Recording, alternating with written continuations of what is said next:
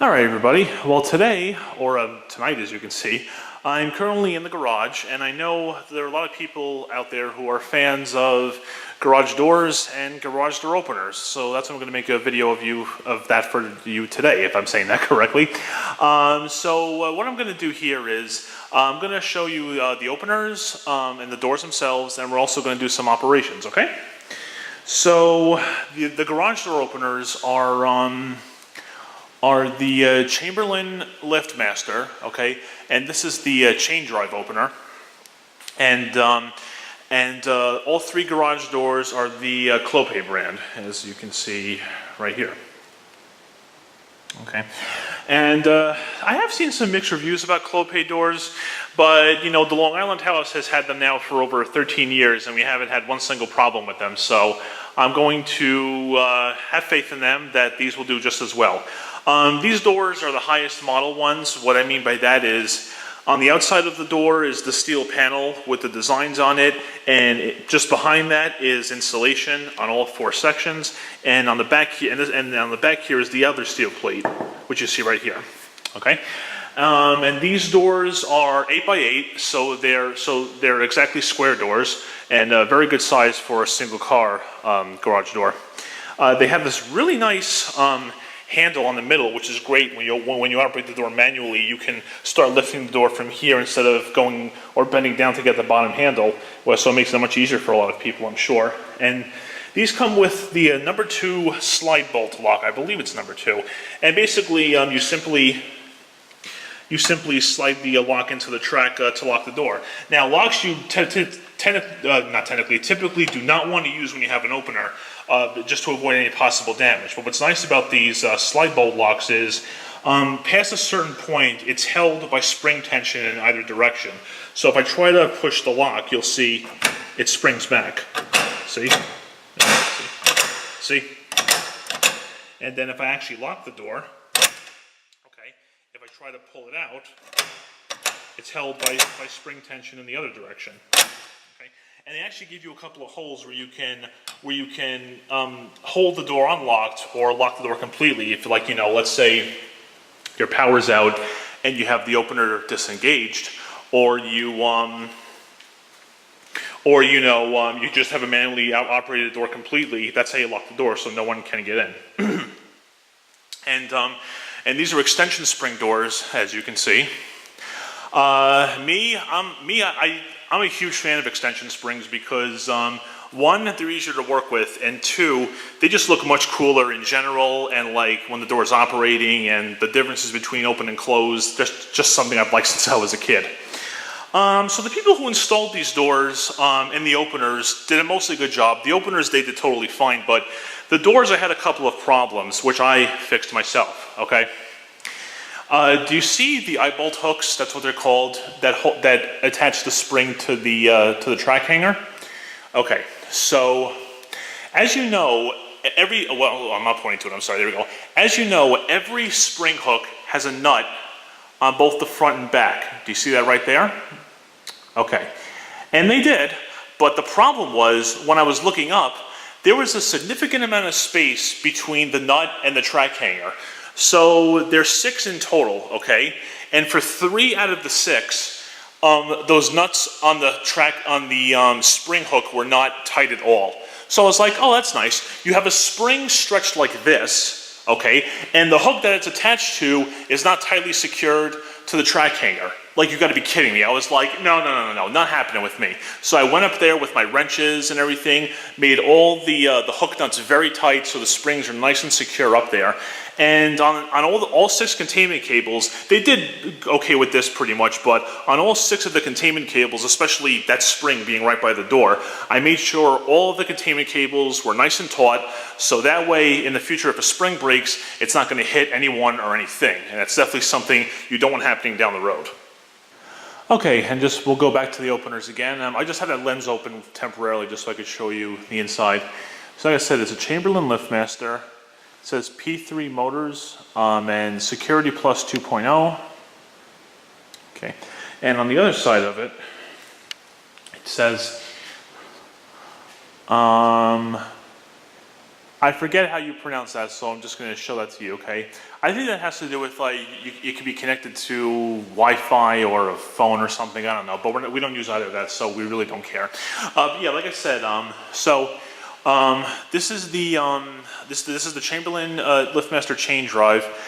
This opener is quite similar to the original garage door openers that the Long Island house had, which you never saw because one was replaced in late 2003 and the other one in early 2004, and I'll explain why. In late 2003, or actually no, I'm getting ahead of myself first. Let me explain what the original openers were. The original openers in the Long Island house were Sears Craftsman, a 1/4 horsepower chain drive. But it was chain drive in kind of a weird way. And what I mean by that is, it was like the chain was driven from up there, like this one is, okay? But it wasn't all completely a chain. It was like half chain, half steel cable. Like the steel cable went around that portion, the chain went around that part, or portion, whatever. And I don't know why it was designed like that. It did the job. I'm just wondering like what the differences were as compared to this. But this is all chain, so you have that, and it had two lights like this one does. The only difference is they were more square, and instead of being front and back, it was left and right. So that's how those were. They were very nice openers, and my dad installed them himself. He did a fantastic job on them, and what was cool about them was the curved door arm portion of that Sears Craftsman was it was a silver color instead of black, and just the straight portion was black. I thought that color combination was awesome, and it had a metal trolley just like this one does, but it was designed a little bit different.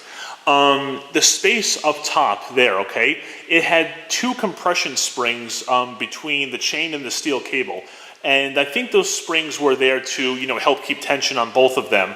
And and every time the door would open and close, they'd always like flex during the cycle, which I thought was a really cool thing to see. And like I said, those openers did really well. What happened though was within 2003, the Craftsman opener for the double car door, I think something was out of adjustment, and over time the rail bent, and eventually it just stopped operating completely. I don't know if the operation stopping had to do with that, but it could have been something else inside.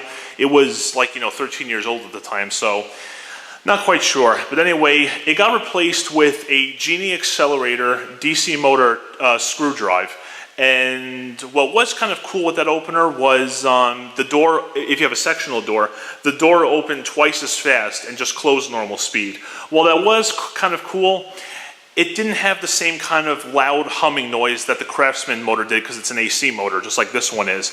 I know a lot of people like the quietness of the DC motors, not me. Nothing beats just a loud, exciting hum of the AC garage door opener operating the door. And there's no bedrooms above this garage, it's the playroom. So I kind of like when you're in the house and you can hear the openers run, it kind of lets you know, hey, someone's opening or possibly closing the door. So like I said, I prefer like the loudness that it has. And then in March of 2004, we had the original doors replaced in the Long Island house. They were these old wood doors. And we had to replace the other Sears Craftsman opener.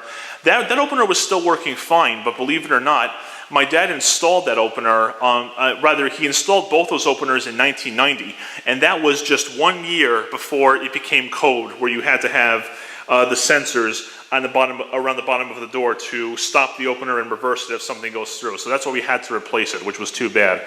But I mean, for what I know, they still do fine. Like I said, they're DC motor, they're not as loud, but it doesn't matter now. We got 3 AC motor chain drives, and they make a great amount of noise, which I love. And actually, just one more reason why I'm happy to have these again over the Genie accelerators is because these have good, strong metal trolleys, okay? The Genie ones have plastic ones, and I'm like, really? You couldn't make a metal trolley for that thing? It was unbelievable. And according to a lot of people that I've heard, the screw drive openers you have to lubricate many, many times. I know on these chain drives, I think you put some grease on the rail, and there are 2 nylon gears inside that you have to grease about every roughly 7 years that they say, so I will keep that in mind. But these are much lower maintenance, has a good metal chain, and metal trolleys. Happy to have those again over plastic, definitely. Okay, now let's get back to these. Hope you enjoyed that history. So anyway, these openers do have a pretty cool feature. When the opener is in the closed position and the lights are off, it actually disables the sensors as well because it's an energy saving feature that they have that I saw in the owner's manual. In fact, what I'll do is I'll actually just turn the lights on for this opener right here, right there. Okay, and if you look down at the sensors now, you can see that the LEDs have lit up. One's green and one's amber. That's exactly how it should be. And if I shut the light off, I'll look at the sensor, you'll see it go off. Yeah, see? So I think that's kind of a cool thing that it has. Let's see, so let's go up top actually and show you what there is to see up here. That's why I got this ladder here and I have this lens open. All right, and all three openers are pretty much the same here, so I'm not going to show every single one. Plus, I don't feel like getting all the cars out. The weather is terrible right now. You'll probably see that when I do the door operation.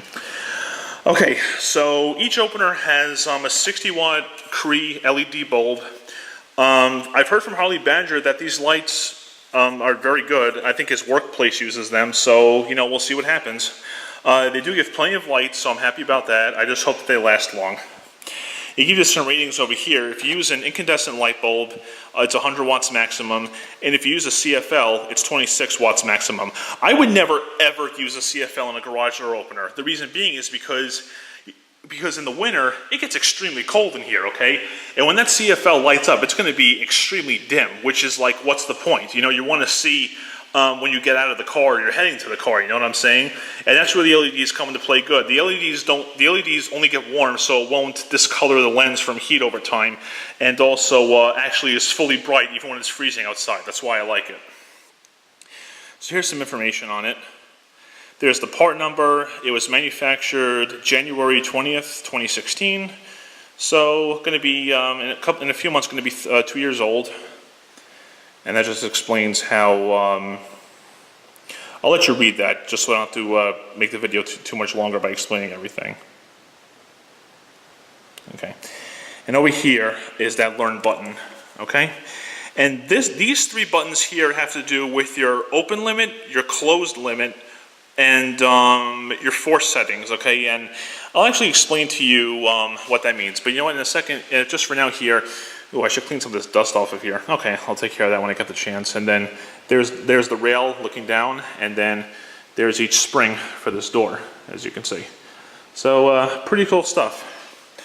All right, now I'll go ahead and explain how those three buttons work. Everything is currently set correctly, so I don't want to mess with this. So I'll just explain to you how it all comes together. Obviously, before you do any of those steps, you want to make sure that your door is fully assembled and all the springs are set correctly so the door is properly balanced. Okay, so what you do is you'd hit that rectangle button between the two arrows, and when you hit that, the up arrow is going to start flashing. And what that means is you're going to be setting the open limit for the opener. This is done more electronic than other openers, okay? So what happens is when you push and hold the up arrow, and then the opener is going to cycle until it either hits the stop. By that point, you've got too far. Until you stop pushing the arrow, and wherever you stop it, that's where the up limit is going to be. You can still use the down arrow to bring it a little bit further if you think it's too far. So you hold the up arrow, and you can even do in very tiny increments to get it to where you want it to go. And then when the door is open enough, then you're all set. Then you hit the button again, and then this time you set the down limit, which is the same as before, just the opposite. You hold the down arrow, the opener is going to go this way, and once it's set to where you like it and the door is closed and not too closed, you don't want to bend the rail or anything, that's where you do it. And then it comes the force settings. And now with the force settings, these are also set electronically, okay? What's going to happen is, once you've set your limits, okay, the up arrow is going to flash again. And this time you just press and release the up arrow, and now the opener is going to open up to the setting you put it to. But what it's actually doing is, while the door is opening, it's learning how much force is required to get the door open. And then once you have that set, the down arrow is going to blink. You hit the down arrow, and the opener is going to go to the low, to the close setting you set it to, and stop there. And again, it's learning how much force is needed to properly operate the door, which is very important because, for one thing, if the door encounters any kind of obstruction, you want it to stop in the case of opening, and you want it to stop and reverse in the case of closing, because, you don't want the opener or someone to get damaged. So let's give a scenario, for example. Let's say you're not home, and while you're not home, one of your springs break, okay?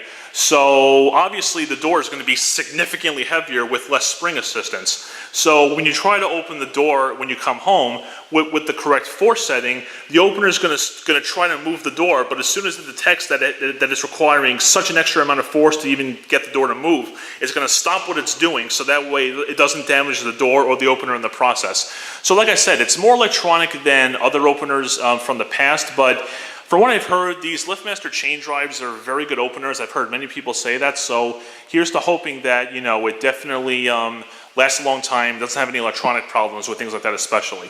Hopefully, it does the job well. Okay, so enough of my talking, let's get to the operation. And just quickly, here's the 3 wall buttons that you see right here. And, you know, this is the main operation button, these are the light buttons, and inside you have your learn button, your vacation lock, and this little button right here is what these plastic things push, and that's how the door operates. What's really cool about these wall buttons is that when the opener is operating, this light actually blinks, which is really cool. Maybe I'll see if I can show that. Okay, so what we're going to do for the operation is, I have, for my car, the little remote control, and we have 4 of these remote controls, and all 4 of them do operate all 3 doors. The numbers pertain to the doors facing from outside. So, you know, 1, 2, 3, 1, 2, 3, and the buttons here are the same way. 1, 2, 3. Okay, so we're going to start with this door down here behind my car, and we'll open the door, and then we'll close the door, and then as a final thing, towards the end, we'll do all 3 at once, okay? So let's go ahead and open this door. I just want to warn you guys in advance, it's raining pretty heavy, so may get some rainwater, but we'll see. All right, so let me stand back a little bit so you can get a full view. Okay, here we go.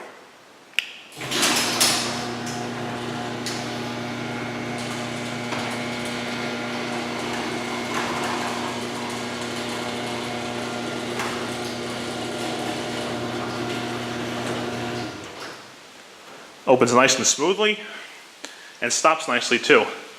And yeah, the weather is very, very bad right now. A lot of rain. And you can see we have a code pad right there. All 3 doors do have a code pad. Originally, door number 3 only had a code pad, but I was like, no. So I went to Home Depot, got identical code pads for all the other doors, and I measured them too. So all 3 of them are the exact same height, so they didn't look out of place. It came out very good. Yeah, so here's the door all opened. And sounds like someone's dog is running or something. And yeah, there's the spring up there, still nice and pretty good, relaxed, but nice and taut still.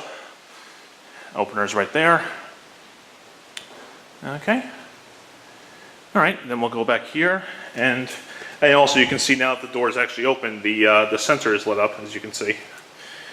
All right, so we'll go back here, and we shall close the door.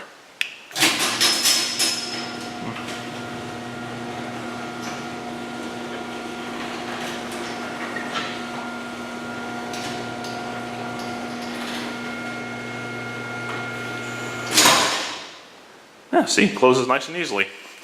And yeah, so that's basically it. And then once the light goes out, which I have the light set to the longest setting, which is 4.5 minutes. After 4.5 minutes of inactivity, it shuts off. And then, yeah, that's that, okay? So now we shall go back here, and we will operate door number 2, all right? This opener sounds actually a little bit louder. I don't know why, but even with the trolley disconnected, it's the same sound level, so I know it's not struggling or anything. So let's go ahead and operate this one. So we go to button 2, and here we go.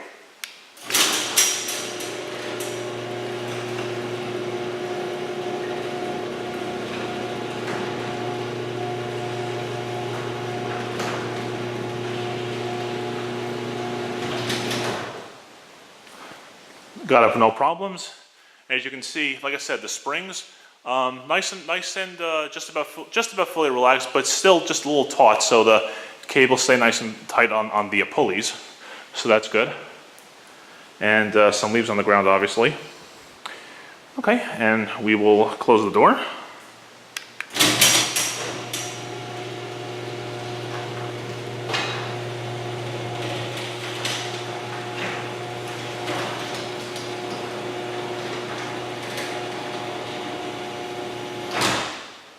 Interestingly enough, the opener, it actually doesn't sound as loud as I remember it. I think it's because now that we have all the cars and the shelving in here, it's helped quiet down a lot of the echoing.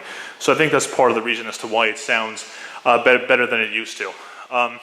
Okay, for the third door, I can't really go back as far, so I may have to watch it from here on the steps, but that shouldn't be much of a problem. And let me turn off the other two opener lights just to give a little more of an effect. There we go, okay? And then, yes, you can actually turn off the lights early at the buttons. So, all right, so we'll watch the door number 3 from right here.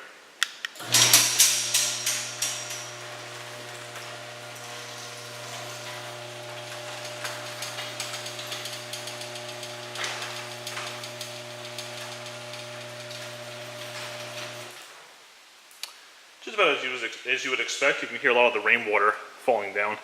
And there's the code pad. That's a nice big opening, so it's very good for cars. And that's the other thing I like too. You know, like how some door openers, how some door openings have either those angled corners or curved tops. No, I hate those. It just makes the opening smaller. We have nice full openings and they're square. Sharp corners, that's what I like. And we can get the door from over here. Same as before, spring and everything. Okay. All right, so we'll head back to this door. And now we will close this door. Same button as before.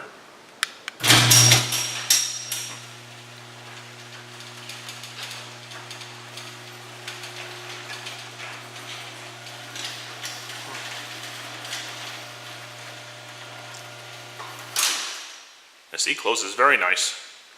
Yeah, so as you can see, all 3 doors operated perfectly. Okay, now I'll show you something cool with the emergency release. And in fact, I only learned this extra function on it maybe like about a month ago, so you still learn something new every day, I guess I should say. So what I'll do is I'll disengage the door by pulling on the handle here. Okay, and then what's cool is that if you actually pull it back, it actually locks it into the disengaged position. See, right there. So now when you operate the opener, the inner trolley will just slide right past the outer one. And I'll show you an example of that. What I'll do is I'll manually lift the door about halfway. I'll lift very easily. Very, very nice. Okay. And that should be good right about there. Okay. Yeah, you got a half open door. Kind of cool, huh? Okay. So now what I'll do is I'll operate the opener by the wall button, and you'll see it'll just go right through. There's the inner trolley. See? I'll stop it right there. And as you can see, it just glides right past. And then what you do is you simply just pull on it again to re-engage or to unlock it. Okay? And then just manually move the door till it re-engages with the inner trolley.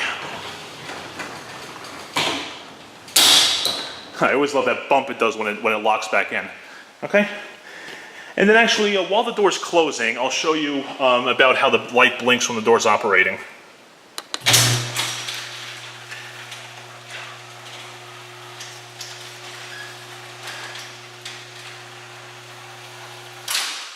See, it's pretty cool like that. Okay, and now we're going to do just one last thing. But first, I want to let the openers rest for a few minutes. I don't want to cycle them too much at once. So I'll be right back. Okay, now as promised, we are going to operate all 3 doors at once, both opening and closing. I'm going to do it back here from the wall buttons, probably because it's the easiest way to get to them. So hopefully the camera angle is good for you guys. And here we go.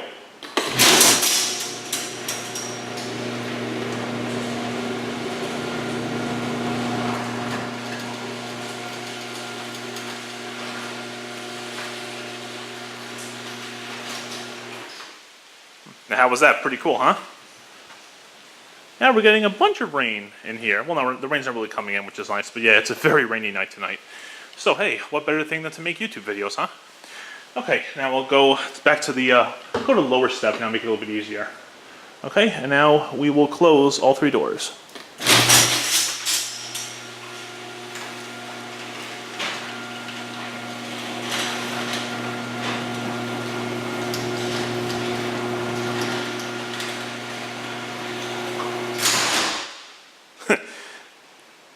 They don't hit their end exactly at the same time. Maybe the limits are a little bit different, but they still do a fantastic job. And yeah, very happy with these things. Definitely glad we got good chain drive openers again.